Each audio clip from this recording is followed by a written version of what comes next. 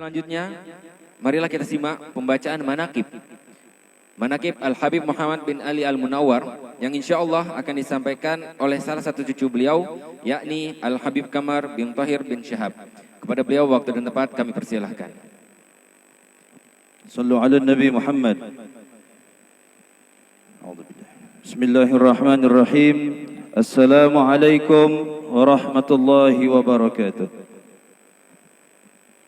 Alhamdulillahi rabbil alamin, wassalatu wassalamu ala sayyidil mursalin, habibi rabbil alamin, sayyidina wa maulana Muhammadin wa ala alihi wa sahbihi ajma'in. Allahumma salli wa sallim wa barik ala sayyidina Muhammadin bimtahi babi rahmatillah, adada ma fil ilmi la salatan wa salaman daimain bidawamil mulkillah wa ala alihi wa sahbihi man wala.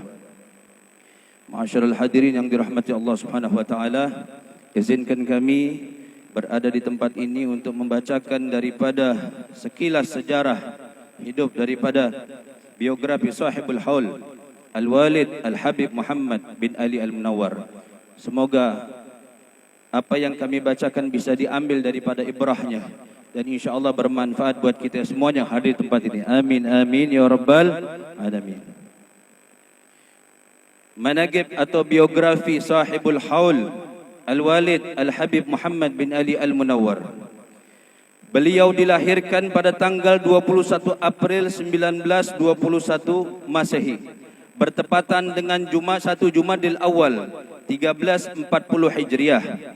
Ayah beliau adalah Al-Habib Ali bin Abdurrahman Al-Munawwar, yaitu seorang wali mastur dan pernah berguru dengan Al-Habib Ali bin Muhammad Al-Habsyi Shewun, pengarang daripada kitab Maulid Simtuduror. Ibunya bernama Umi Permas binti Abdul Hasan, seorang perempuan yang masih berketurunan Tionghoa. Beliau juga cucu Al-Habib Abdurrahman Al-Munawwar, yaitu pendiri kampung Al-Munawwar. Ibunya pernah berkata kepada beliau, "Wahai Muhammad, ibu doakan engkau memiliki umur yang panjang dan berkah." Nasab Beliau bernama Sayyidul Habib Muhammad bin Ali bin Abdurrahman bin Muhammad bin Abdurrahman bin Agil Al-Munawwar bin Alwi bin Abdurrahman bin Ali bin Agil bin Abdullah bin Abu Bakar bin Alwi bin Ahmad bin Abu Bakar As-Sakran bin Abdurrahman As-Saggaf bin Muhammad Maulad Dawilah bin Ali bin Alwi Al-Ghuyur ibn Muhammad Al-Faqih Al-Muqaddam ibn Ali bin Muhammad Sahib Marbat bin Ali Khaliq Qasam bin Alwi bin Muhammad bin Alwi bin Abdullah bin Al-Muhajir ilallah Ahmad bin Isa Ar-Rumi bin Muhammad An-Nagib bin Ali Al-Uraidi bin Muhammad bin Ja'far As-Sadiq bin Muhammad Al-Bagir bin Ali Zainal Abidin bin Sayyidina Husain bin Sayyidina Ali wa ibn Fatimah binti Rasulullah sallallahu alaihi wa alihi wa sahbihi wasallam. Di masa kecilnya, di saat beliau baru berumur 1 tahun, beliau diajak oleh ibunya untuk bertemu dengan Al-Habib Abdullah bin Muhsin Al-Attas yang masyhur di kota Bogor, dikenal juga Keramat Empang Bogor. Ketika itu Al-Habib Abdullah bin Muhsin Al-Attas melihat beliau yang masih bayi, dan tiba-tiba Al-Habib Abdullah bin Muhsin Al-Attas membuka mulut Al-Habib Muhammad Al-Munawwar dan memasukkan air liurnya yang berkah itu yang penuh dengan zikrullah ke mulut beliau, seperti memberikan bisyarah kelak Al-Habib Muhammad Al-Munawwar akan menjadi hamba Allah yang gemar berzikir kepada Allah Subhanahu wa taala. Perlu diketahui bahawa Al-Habib Abdullah bin Muhsin Al-Attas adalah menantu dari Al-Habib Ali bin Abdurrahman Al-Munawwar dan sekaligus ipar dari sahibul haul, karena menikah dengan putri Al-Habib Ali Al-Munawwar yang bernama Hubabah Fatmah. Pada saat umur beliau 6 tahun, beliau dan kakak perempuannya yang bernama Syarifah Syifa dibawa oleh Sayyid Agil bin Ali Al-Munawwar yang merupakan kakak tertua sahibul haul dari Ciampeak ke Palembang. Tepatnya di kampung Al-Munawwar 13 Ulu. Saat itulah beliau mulai menuntut ilmu di Arabian School. Beliau juga sangat rajin menghadiri majlis-majlis ilmu dan tidak pernah absen untuk solat berjamaah di Musolah Al-Munawwar. Di masa remaja, kurang lebih umur 12 tahun, beliau mulai berdagang korek api di pasar 16 Ilir. Dan kebiasaannya yang mulia selalu membelikan oleh-oleh hasil dari jualan buah-buahan untuk ayahnya Habib Ali. Karena kebaktian beliau kepada kedua orang tuanya, Habib Muhammad Al-Munawwar adalah orang yang mempunyai jiwa pantang menyerah, pekerja keras, mandiri. Oleh karena itu, beliau memberanikan diri untuk pergi berlayar kerja di kapal dagang luar negeri sampai beberapa tahun. Dan suatu saat beliau mendapatkan bisyarah dari ayahnya, Habib Ali Al-Munawwar, untuk pulang ke Palembang. Akhirnya beliau pun meninggalkan pekerjaannya di kapal dagang tersebut dan sampailah di kota Singapura untuk singgah beberapa saat di rumah kakak perempuannya yang bernama Syarifah Aminah binti Ali Al-Munawwar. Kemudian beliau melanjutkan perjalanan pulangnya menuju Palembang dengan kapal, yang kapal tersebut kebetulan berhenti untuk mengisi bahan bakar di Sungai Gerong. Beliau turun dari kapal itu dan tergesa-gesa dan bertemulah dengan Al-Habib Umar bin Syekh Ibn Alwi Asgab yang langsung memberikan kabar kepada beliau bahwa ayah beliau Habib Ali Al-Munawwar sedang sakit dan menunggu beliau. Diceritakan juga bahwa selama Habib Ali sakit, seringkali menyebut nama beliau seperti memberikan isyarah bahwa obat Habib Ali adalah kerinduan terhadap anaknya Muhammad Al-Munawwar. Semua orang yang tinggal di rumah Habib Alwi bin Syekh Asgab, tempat Habib Ali Al-Munawwar dirawat, merasa kaget melihat kedatangan Habib Muhammad Al-Munawwar secara tiba-tiba. Habib Alwi bin Syekh Asgab adalah ipar Habib Ali Al-Munawwar. Keesokan harinya, beliau pun disuruh oleh Habib Abdurrahman bin Alwi bin Syekh Asgab atau Wa'abah untuk membawa ayahnya ke rumah sakit. Akan tetapi ditolak oleh Habib Ali Al-Munawwar. Seraya berkata, penyakit ini bisa sembuh dengan perantara tanganmu wahai Muhammad. Karena keyakinannya yang kuat kepada Allah Subhanahu wa taala. Selepas subuh, beliau pun disuruh ayahnya mengambil kain basah yang dicelupkan ke dalam kaleng tempat wadah ludah Habib Ali Al-Munawwar. Kemudian Habib Ali menyuruh beliau menempelkan kain basah itu di kaki yang sakit, dan subhanallah, kejadian yang luar biasa pun terjadi. Kaki yang sakit dan mulai membusuk itu pun kembali pulih seperti tidak terjadi apa-apa sebelumnya. Inilah karamah Habib Ali bin Abdurrahman Al-Munawwar. Dari kejadian inilah banyak orang yang meyakini bahwa Habib Ali bin Abdurrahman Al-Munawwar adalah seorang waliullah yang masyhur, yang mastur. Diceritakan juga bahwa Habib Alwi bin Ali Al-Habsyi, anak dari sahib Simtudurar, sengaja datang dari Hadramaut ke Palembang untuk bertemu Habib Ali Al-Munawwar. Di saat itu Habib Ali Al-Munawwar telah menyiapkan kain kafan, seraya berkata kepada orang yang berada di komplek bahwa akan terjadi kiamat di kampung ini. Semua orang yang berada di komplek merasa bingung dengan ucapan Habib Ali Al-Munawwar. Ternyata maksud dari ucapan tersebut adalah wafatnya Habib Alwi bin Ali bin Muhammad Al-Habsyi di komplek Asgab. Selang beberapa lama, Habib Muhammad Al-Munawwar mendapatkan jodohnya, yaitu seorang perempuan salehah, istiqamah dalam ibadah dan sangat sederhana, anak perempuan daripada Habib Muhammad bin Alwi Asgab Al-Fakhr, yaitu Hubabah Zainab Asgab Al-Fakhr. Dari pernikahannya tersebut Allah karuniakan 6 anak laki-laki dan 7 anak perempuan.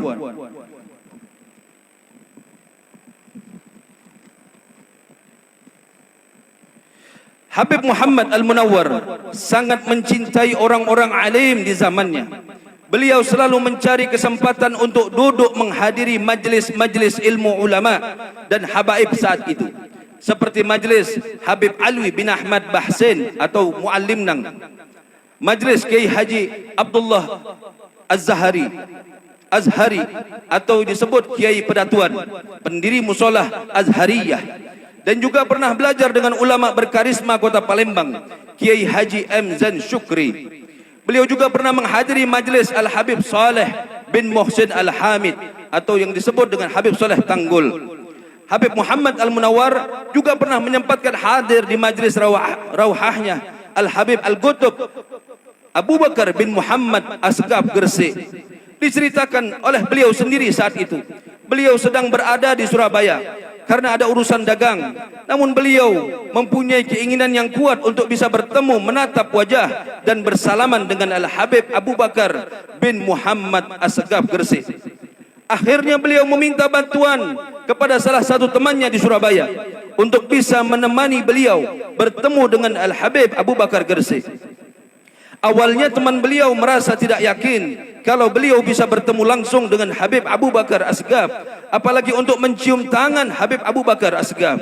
Tapi Allah memandang niat tulus beliau. Akhirnya hajat beliau pun dikabulkan oleh Allah Subhanahu wa taala. Bukan sekadar bertemu dan memandang, akan tetapi beliau langsung dipeluk oleh Habib Abu Bakar Asgaf.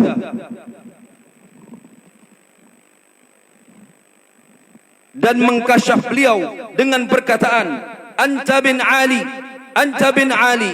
Maksudnya, engkau ini anaknya Ali, engkau ini anaknya Ali. Padahal Habib Abu Bakar Asgaf belum pernah bertemu sekalipun dengan Habib Muhammad Al-Munawwar. Selama menjalani kehidupan berumah tangga dengan istri dan anak-anaknya, beliau gigih bekerja keras untuk mencari rezeki yang halal dan barokah. Beliau pernah berwirausaha memproduksi sabun, minyak gosok, celak dan lain-lainnya dengan kreativitas beliau sendiri yang beliau namakan produknya dengan nama Akara. Namun usaha tersebut tidak menjadikan beliau lupa dengan Allah Subhanahu wa taala. Masih tetap menjalankan tugas-tugasnya seperti menjadi imam solat rawatib di Musola Asgaf yang sebelumnya telah ditunjuk oleh Al-Habib Muhammad bin Umar Mullah Khaila, menantu Habib Alwi bin Syekh Asgaf, dan menjadi khatib Jumat di masjid-masjid dalam beberapa waktu. Sebagaimana firman Allah Subhanahu wa taala di dalam surat An-Nur ayat 37. A'udzubillahi minasyaitonir rajim. Bismillahirrahmanirrahim. Rijalun la tulhihim tijaratun wala bai'un an dzikrillah wa iqamus salah wa ita'iz zakah yakhafuna yawman tataqallabu fihi al-qulubu wal absar. Yang artinya, laki-laki yang tidak dilalaikan oleh perniagaan dan tidak pula oleh jual beli dari mengingat Allah Subhanahu wa taala, mendirikan salat dan juga membayar zakat. Mereka takut kepada satu hari yang di hari itu hati dan penglihatan menjadi goncang. Beliau juga tegas dan bijaksana dalam mendidik anak-anaknya. Beliau sangat marah apabila anak-anaknya tidak mengisi waktu maghrib dan isya dengan ibadah kepada Allah Subhanahu wa taala. Beliau selalu menyuruh anak-anaknya mendawamkan Ratibul Haddad, Ratibul Attas, Ratibul Al-Aidrus, Wird Sakran, Wird Al-Faqih Al-Muqaddam, Wird Al-Habib Ali bin Muhammad Al-Habsyi, Yasin, Fadilah dan lain-lainnya. Beliau juga sangat tegas mendidik anak-anaknya di dalam membaca Al-Quran. Pada tahun 1988, umur beliau di saat itu 67 tahun. Beliau diuji Allah dengan penyakit stroke yang cukup parah, sehingga membuat beliau tidak bisa lepas, tidak bisa bebas beraktivitas seperti biasa. Namun beliau tetap bersyukur dan bersabar atas penyakit itu. Beliau pernah berucap kepada salah satu anaknya,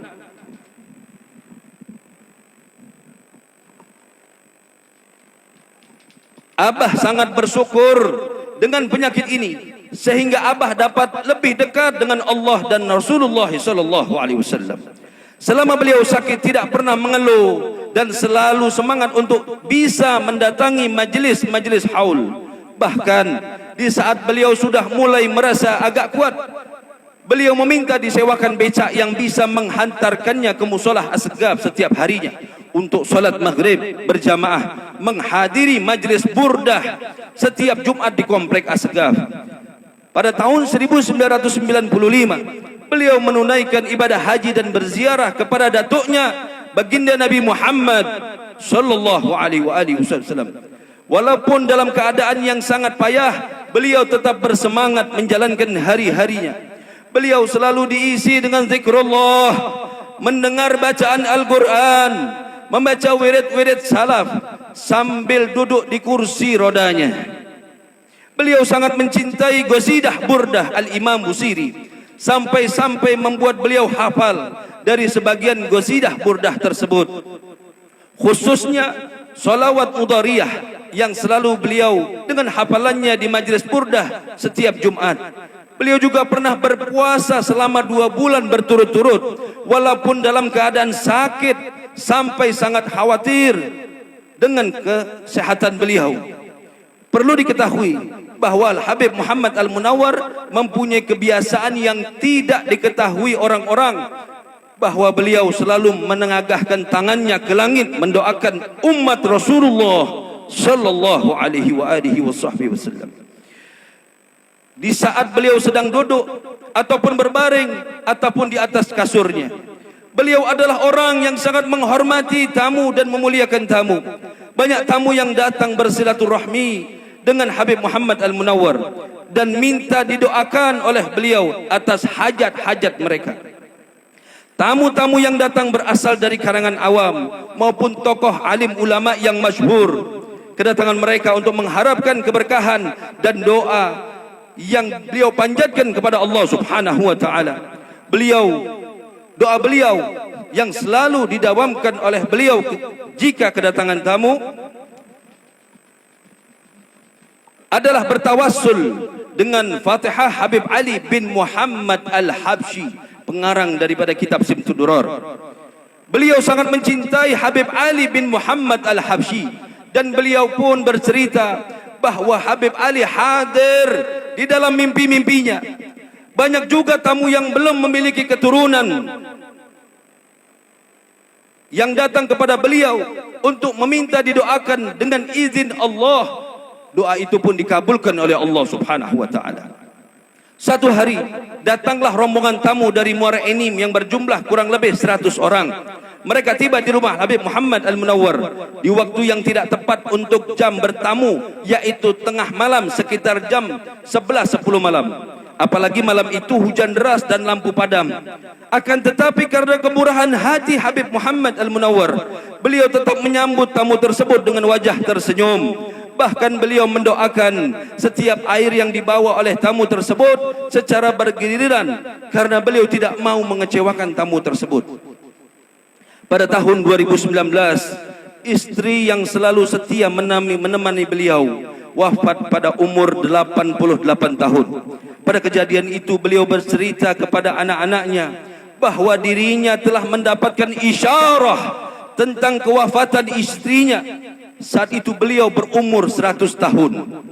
Allah memberikan umur beliau untuk taat kepada Allah dan taat kepada Nabi Muhammad sallallahu alaihi wasallam. Selalu berzikir dan istiqamah. Inilah kunci kesuksesan beliau dalam ibadah, yaitu istiqamah. 1 bulan setelah kewafatan istrinya Habib Muhammad Al-Munawwar, tidak pernah lagi tidur malam. Beliau mengganti waktu tidurnya dengan berzikir, berkhalwat, berdoa di dalam kamarnya sampai tiba azan subuh, dan ini berlangsung hampir 2 tahun. Di awal tahun 2021, kondisi fisik beliau semakin melemah, tetapi beliau tetap bersemangat menunaikan salat fardu dan sunnah, berzikir walaupun di dalam hati, mendengarkan atau menyimak tilawah Al-Quran, bahkan sampai melayani tamu yang datang. Beliau bercerita, di saat beliau tertidur, beliau bermimpi bertemu dengan Rasulullah sallallahu alaihi wasallam dan para sahabatnya yang mengelilingi beliau di dalam mimpinya. Tepatnya di malam 12 Rajab 1442 Hijriah, malam Kamis ba'da Isya, di saat sedang berlangsung majelis tadarus Al-Quran di rumah beliau.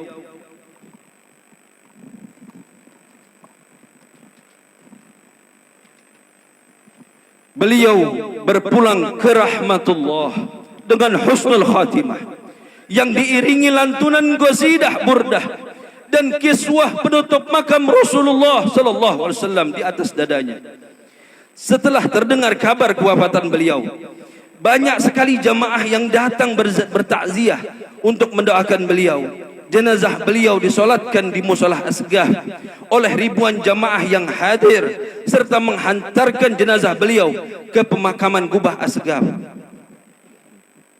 Beliau meninggalkan apa-apa, beliau tidak meninggalkan apa-apa untuk anak dan cucunya kecuali rumah yang penuh dengan berkah yang saat ini kita berada di dalamnya. Karena sekarang rumah ini dijadikan tempat menghafal Al-Quran yang dinamakan Madrasah Nasran Azizah.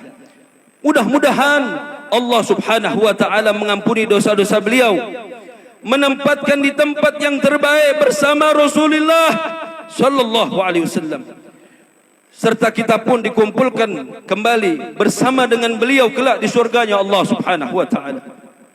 Rabbi fanfa'na bi barakatihim واهدنا الحسنى بحرمتهم وعمدنا في طريقتهم ومعافة من الفتن رب فانفعنا ببركتهم واهدنا الحسنى بحرمتهم وعمدنا في طريقتهم ومعافة من الفتن رب فانفعنا ببركتهم واهدنا الحسنى بحرمتهم وعمدنا في طريقتهم wa mu'afatin minal fitami. Demikian manaqib Sayyidul Walid Al-Habib Muhammad bin Ali bin Abdurrahman Al-Munawwar. Semoga kita bisa mencontoh para salaf kita dan para aulia Allah yang penuh kemuliaan dan keagungan dengan sifat-sifat luhur mereka, sehingga mereka menjadi tauladan bagi kita semua. Dan mudah-mudahan keberkahan beliau kita rasakan di dalam hari-hari kita setelah pulang dari acara ini. Amin, amin ya rabbal alamin. Akhiru kalam, wassalamualaikum warahmatullahi wabarakatuh. Sallu ala Nabi Muhammad. Masya Allah, semoga kita bisa mencontoh Al-Habib Muhammad bin Ali Al-Munawwar dan bisa kita petik hikmah setiap apa yang beliau lakukan dan bisa kita amalkan untuk diri kita sendiri.